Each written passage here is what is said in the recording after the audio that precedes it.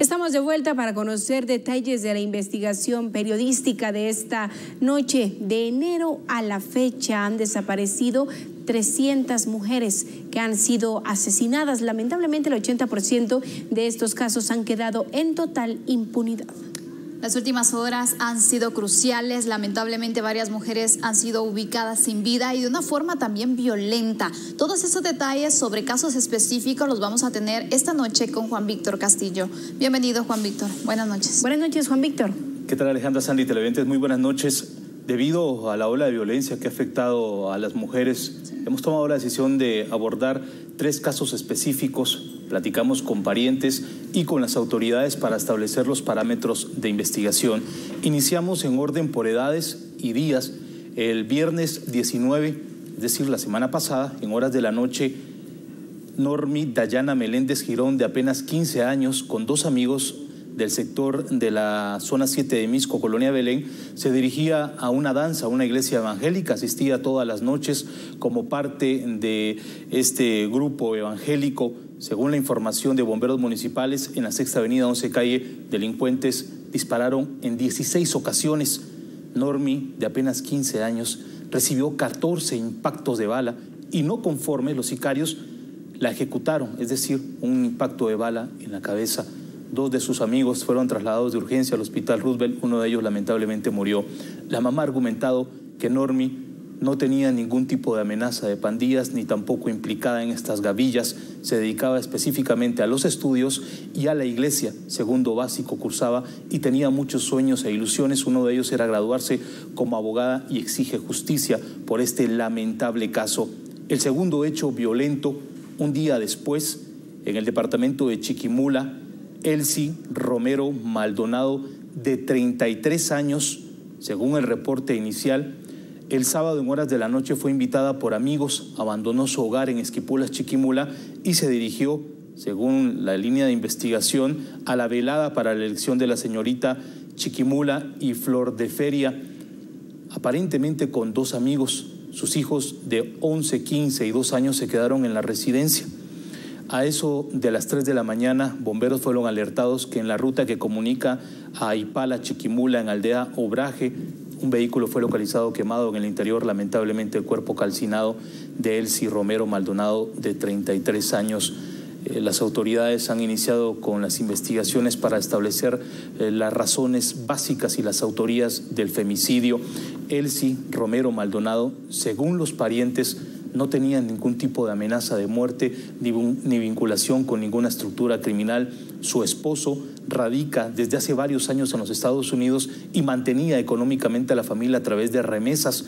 Elsie Romero se dedicaba a su hogar, ama de casa, a sus hijos, y según los datos fue invitada por 2 amigos para asistir a esta velada que terminó a eso de las 2 de la mañana, y probablemente Elsie se dirigía a su residencia, pero en el trayecto fue interceptada por el victimario.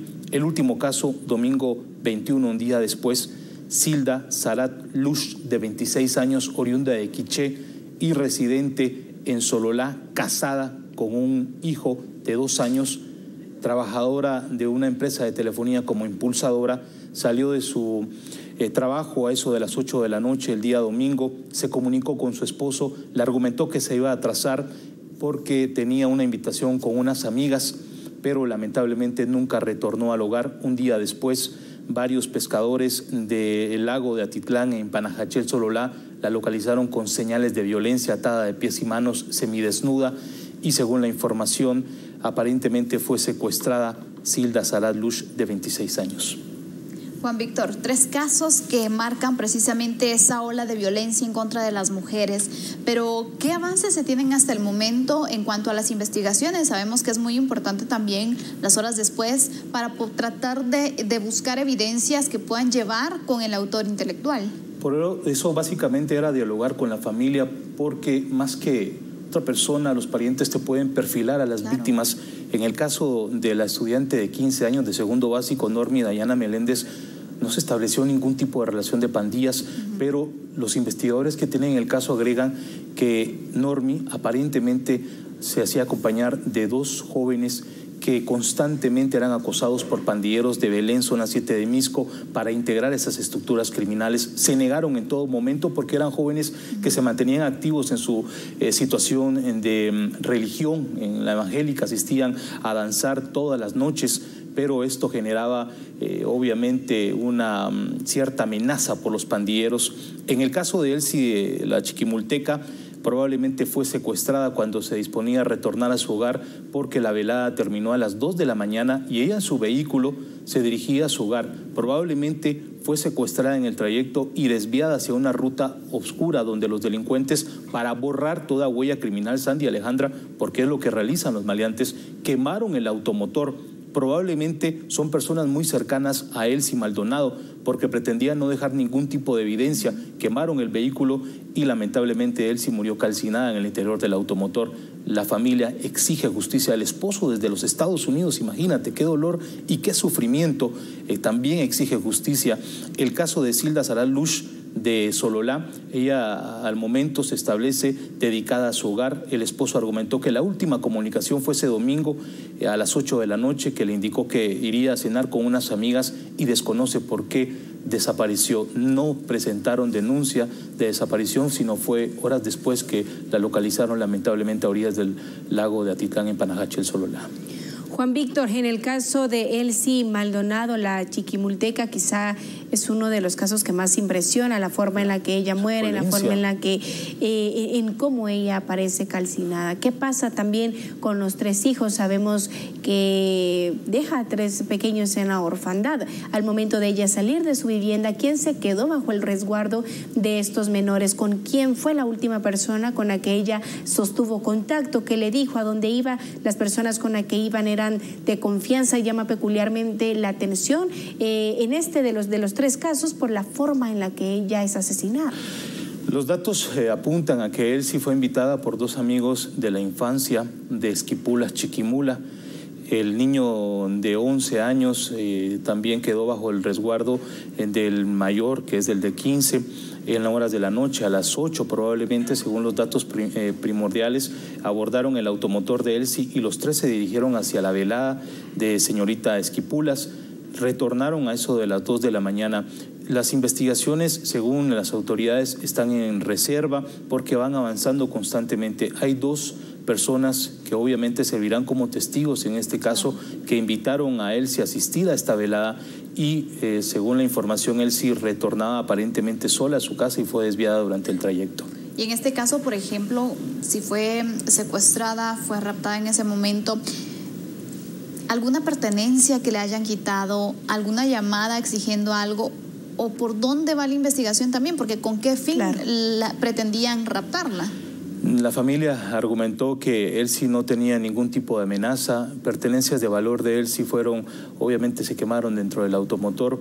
El cuerpo presentaba, según la información, el 90% de quemaduras. Aún incluso la familia, la hermana que dialogué con ella a través de una llamada telefónica, detalló que aún están en la prueba de ADN para establecer científicamente que se trata de Elsie Romero, pero por las características ya la identificaron en la escena criminal. Lo peculiar de este caso es la forma como él o los victimarios quemaron el vehículo y con el único afán de borrar todo tipo de huella. Será un poco complicado para las autoridades establecer las autorías, pero hay testimonios importantes que servirán básicamente para establecer las razones concretas del asesinato de la chiquimulteca Elsie. Juan Víctor, hablemos de Zilda ya para finalizar, el tiempo se nos agota. 26 años de Quiché, ella viaja hacia Sololá, deja un pequeño también en la orfandad. ¿Con quiénes iba ella? ¿Quiénes eran estos amigos? ¿El esposo los conocía y por qué el esposo en ese momento no pudo estar con ella? El esposo la esperaba para que retornara a cenar el domingo de la semana pasada, como acostumbraba generalmente al momento de salir de su trabajo como impulsadora en Sololá, donde trabajaba en el Parque Central. El esposo argumentó que la última llamada telefónica fue a las 8 de la noche, pero lo curioso es que cuando una mujer desaparece, pero aún cuando se trata de tu esposa, un familiar, lo que realizas inmediatamente es abocarte a las autoridades para poner una denuncia. El caso de Zilda Saralush no tenía ninguna activación de alerta de búsqueda. Es decir, no había ninguna denuncia por parte del esposo y fue localizada sin vida a eso de las 2 de la tarde a orillas del lago de Atitlán, en Panajachel, Sololá.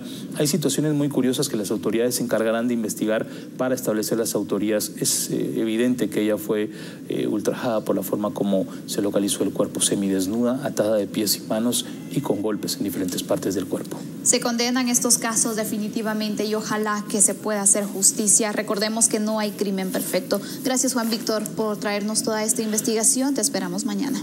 Juan Víctor, gracias por haber estado con nosotros y exigimos justicia a las autoridades y también nuestras condolencias a estas familias que ahora están llorando a un familiar. Vamos a la pausa, volvemos.